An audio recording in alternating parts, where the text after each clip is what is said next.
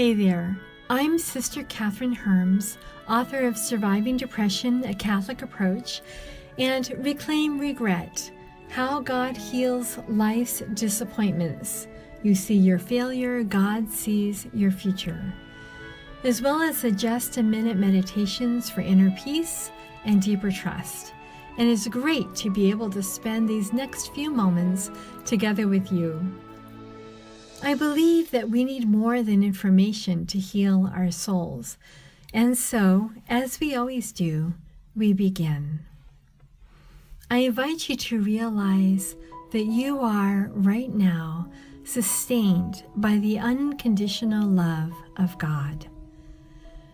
In fact, you are made in love's image. You are a mirror of eternal love. And you visibly manifest this love through your own tenderness and merciful love of others. It is a love that lasts without end. You are stamped in the deepest part of your existence with this divine love, and nothing can wipe away the divine coating of love that marks your humanity. Let's begin with a deep breath. Separate yourself from reactions, from shame, from worry, from fear, from blame. Sink deeper into yourself, into the very center of your being, that place within you that knows without a doubt that you were made by love and for love. In this place, you can imagine a candle burning or a fire. You can bring to mind a favorite image of God or of Jesus that we find in the Gospels. In that deep place, settle into a deep stillness and open your heart. Our world, life, sorrow, swirling turbulence that feels out of control, our control, maybe even God's control. We wonder. Mostly we fear. The uncertainty of not knowing gnaws at our hearts as we go through our daily business, wishing it would go away. These days, news headlines, social media posts, talk radio, flipboard articles can easily decenter me. They seem to scream in my face, "Look at me! Bet you don't have an answer to this. Just give up and jump in the downward spiral of darkness that is lulling so many to sleep." What can one person do anyway? Sometimes I wonder if that is part of the evil one's plotting to destabilize our souls, so inundated by this web of ongoing social conversation and commenting about everything. I use the words decenter and destabilize intentionally. The horrific and disconcerting issues in both church and country cry out to be engaged with truth, justice, and contemplative peace. It can feel like we are doing something important and useful by writing a comment, expressing our anger, contradicting others, and in any other manner of spouting off that makes us feel good about saying our piece and putting people in their place. This behavior, however, when it arises from a reaction to forces within us, forces that we can't even name, pulls us out of our true connected to the kingdom self, our interior castle, our garden sealed, the home where our Master abides, the sacred temple of the Trinity we have become, our heart space, We may be out there stating what is true, but how are we saying it? With what intention? With words that heal or words that divide? For what goal? Ultimately, we can always stop and ask ourselves, is God asking me to say this, in these words, in this place, at this time? It is in our heart space that we receive after deep contemplative listening, that we unfold within the wisdom from God who makes diamonds of our dust. We have been created to hear the voice of God and His Word. In a loud and noisy room, we all know we hear little.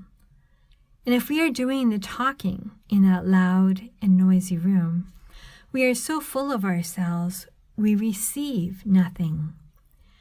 Instead of unfolding, we clamp down in a hardened, empty shell of self-importance, and we are fools. So how do we return to our heart space so that we can live in the turbulence of our age with a heart tuned to the deepest place within us, where wisdom is born, where God makes Himself visible through us, and where we welcome both our own true voice and God's Word? Here are 3 simple practices I have deepened in these past weeks. One of them might help you. First, I try to feel into the hardness of my sure and safe way of living and become more spiritually sensitive to the woman within who is vulnerable and who trusts God's leading. I give her the chance to speak to me. I might write at the top of a large white piece of paper, I need to tell you this, ... And then I listen until the deepest part of me has the trust and the courage to unfold her truth before me. Second, sitting quietly, I imagine my heart full of light. Perhaps I imagine a candle burning within me, or I imagine the face of Christ there. I pray this simple prayer, may all within me honor you. And third, I'm learning to move only as quickly as the deepest part of me can move. Only then will I move with charity and truth. Only then can I trust that God can work through me if He so desires in this or that situation. It is a paradox that today we need people who are gentle listeners, speakers of silence, truth tellers immersed in contemplative justice. That is your call, and it is mine. So let's stop here and be still. Let the words you have heard take root like seeds in the soil of your soul. What do you notice stirring? What emotions or reactions or resistance? Are you being called in some way? Can you touch that place where Jesus is giving you wisdom, His words, where He is taking your heart and connecting it to the desires, the love of His heart for His people? What do you want to say to Jesus? What do you want Him to do for you?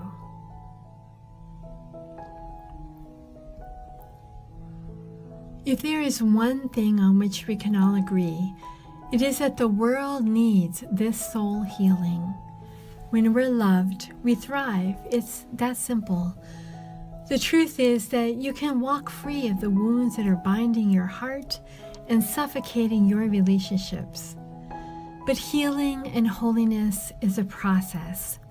It's a journey, and you are already on it. But if you are like me, you might need some simple helps along the way. I hope you join me on my private Facebook group for a weekly video conference. Just look up my name, Sister Catherine Herms. If you become a Patreon member, you will get immediate access to over 60 video and audio programs to help you grow in holiness, as well as exclusive content and monthly journaling pages geared to help you on your spiritual journey. I hope to see you around. Bye now, and may you walk amid the blessings of God this day.